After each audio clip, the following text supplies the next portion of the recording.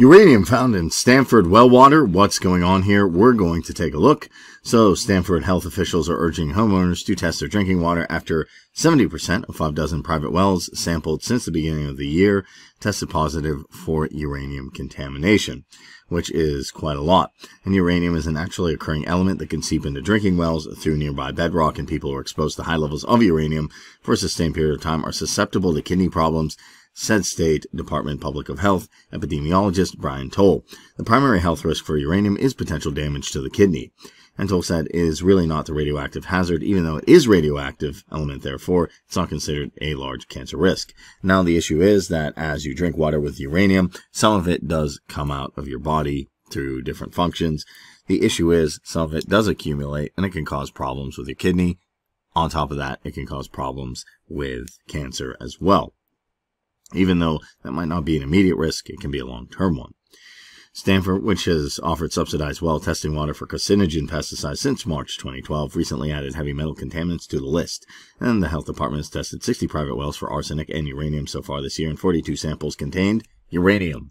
14 wells, or about 23% of 5 dozen tested, contain uranium contamination in concentrations at or above the recommended federal health limit of 30 micrograms per liter. In Stamford, the percentage of wells that have been found over the federal health standard are quite high, Toll said. At the levels we're seeing in well water, we should not expect to see people with overt kidney damage or problems, but if someone has a very high level, it is a good recommendation for them to go see a doctor. Toll characterized very high uranium concentrations as 100 to 300 micrograms per liter, and several years ago a private well in Newtown tested positive for uranium at levels exceeding 900 micrograms per liter. The family of 6 had their kidney functions tested, and one child demonstrated a slight abnormality, which went away after several months of drinking clean water, Toll said. In instances, uranium poisoning is reversible, he said.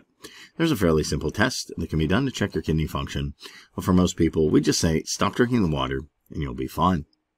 It's not clear how widespread uranium contamination is statewide. Toll said the State Department Health is coordinating water testing from 30 to 40 towns, and we expect to complete the study this fall. We get calls for isolated reports all over the state, he said. We think it occurs in pockets that is higher in some places than others, but we don't have a complete picture yet. The Stamford Health Department has been sampling private drinking wells for 2 years, but only began offering arsenic and uranium testing since January 1st. Even if you tested before the pesticides and volatile organic compounds, you need to test again. Director Ann Fountain, you don't know what you're going to find until you test. So for arsenic, which was detected in the drinking water of 81 Weston homes last year, has only been found in Stamford well, Health Laboratory Director Jim Frederick said. Stamford is the first municipality in the state to embark on widespread subsidized testing of private well water, and the program, which costs the city about $60,000 annually, is scheduled to run through the end of 2015. So this is quite interesting news that they were able to reverse the effects, but they still had issues with uranium poisoning in well water. And we know as you have a well, it's your responsibility to test it. That's why it's always a good idea to periodically test your water for high levels of uranium.